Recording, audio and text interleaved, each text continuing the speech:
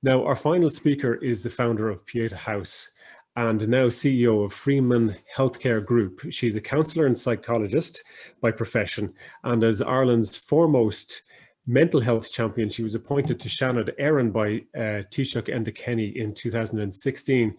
She wrote to the Oireachtas Committee on Justice about her concerns over the Dying with Dignity Bill 2020 because of the undermining effect she believes it would have on suicide prevention efforts in Ireland. Joan, you're very welcome. Joan Freeman. Hello there, and thank How are you? Thank you for the invitation. Of course, I hate being Paddy last because I've had to listen to all these speakers beforehand, and of course, listening to Kathleen Donald's and video and listening to Alma puts everything into perspective. Yeah. To be honest, I've been dreading this day. I've been dreading this debate because it challenges us on the preciousness of life. And, you know, 6 weeks ago, it was the 15th anniversary of the opening of Pieta House. And when I think back of Ireland during that time, we were such a different country. I mean, we had no internet for a start, you know. I mean, most houses didn't have internet. There was no such thing as an iPhone. There was so many things that impacted us insofar as that, I mean, for example, if I wanted to go on the internet, I'd have to go down to the local library. So, but Ireland also had its secrets. And the secrets, we of course know they're coming out more and more now, obviously, of abuse, people hiding their sexual orientation. But death was another secret, and in particular, suicide. But when Pieta House opened 15 years ago, Ireland changed. It embraced the knowledge and the information and the removing of the stigma of suicide. And I had the very fortunate position, privilege of being one of those people who would assess a person who came in who either had just attempted suicide or had the very strong desire to take their lives.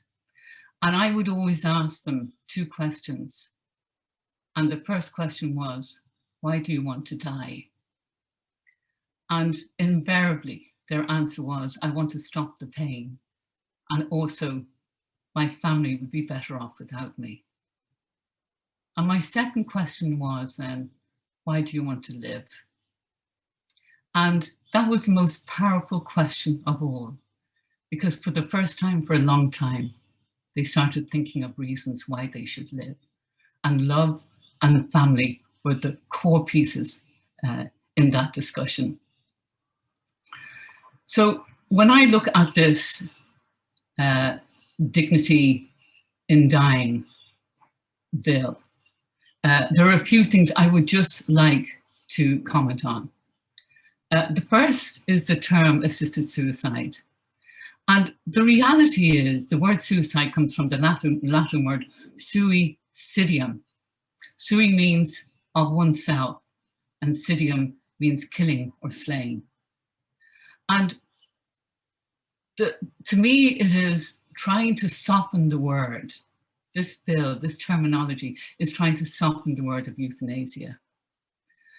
And if this bill goes through, it undermines and cancels all the work that organisations like Pieta House has tried to achieve over the last 15 years, but also undermines the incredible work that global services such as the Samaritans have tried to achieve also, which is saving lives. The thing is, I know that many people who are listening here today and who may be supportive of the bill are supportive probably for one real reason, and that they have witnessed the suffering of a loved one. And this is probably why they're driving or supporting this bill, because they want to prevent this happening to other people, other families.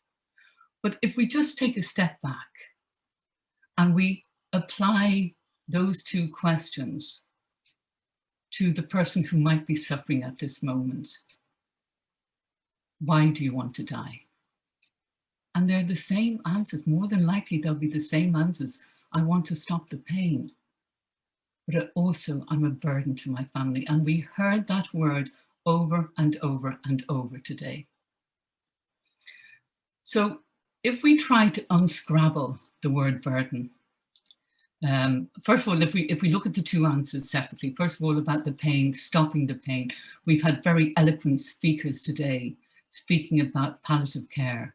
So I'm not going to even try to go down that route, because that's their part of this contribution of today's talk. But if we talk about the burden is in the person who's suffering's mind. They're looking at the person, their own family, and they're looking at the concern and the worry on their faces. They're thinking about that their own lives has gone on hold because they're caring for me. And yet, if we start changing the dialogue around the word burden, we're going to have a very different slant on it. So removing that word burden, what if we change it to gift or opportunity?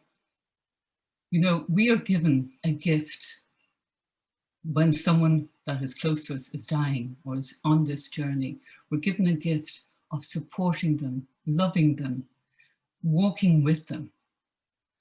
And this is a gift that we can give, the final gift we can give this person. But it's a two-way process, because the person who is dying is giving us a gift. And that gift is to give us the opportunity to cherish them and love them and support them. I think that there are two ways that we can change all of this, and they're very simple ways. One is we need to ask the government, to implore the government to take a different stance on this, to change the fabric of the very rich tapestry of end of life. The government needs to invest in end of life, in the services of end of life. And by doing that, they are sending out a very clear message that this government is compassionate, it's fearless, and it is willing to challenge and face the challenges of end of life, which will show respect not just of the people of our nation, but respect for all humanity. I think the second thing then is we need to change the narrative around end of life. We need people to realize that the word burden has gone, that we have gratitude, love, and support. So, by the way, if you saw me moving my eyes right and left, I do not have the IT skills to share a screen. So I'm looking at black notes that are in front of me. But if, just to finalize, to be honest, I need to finalize this. That my fear is that if this bill goes through, we are sending a very clear message to people who are facing the end of life. We're telling them that there is no hope, that there is no care, and that you are a burden. And if you look, one of the things that the Irish are great at, we look at death notices all the time, especially as we get older. And if you look at these death notices, you will see words such as peacefully, died peacefully, or surrounded by family. That is the experience that every person should have and should experience and should be open to. Because this is the experience we should want for everyone. And while death and dying is still a secret in Ireland, it's a secret because we're afraid to talk about it. And the reality is, though, that because we're afraid and because it remains a secret, it means that we are not addressing it, either the government or us as a nation. But, you know, we've faced that fear before. And if you think about Pieta House and Darkness into Light, and how the country embraced this fear of suicide and facing it, we can do it again. And we can do it with the people who are most vulnerable, facing the final part of their life. And I'm saying to you today, let's journey with them. Thank you. Thank you so much, Joan, for sharing that. And this is just one message in. My daughter does the Pieta Darkness into Light every year and missed it during COVID. Joan, thank you for your work over the years, shining a light on this important issue. I especially liked your point about changing the narrative about the end of life. Thank you for everything you've done and continue to do so. So Joan Freeman, founder of Pieta House and CEO of the Freeman Healthcare Group, thank you so much for talking to us.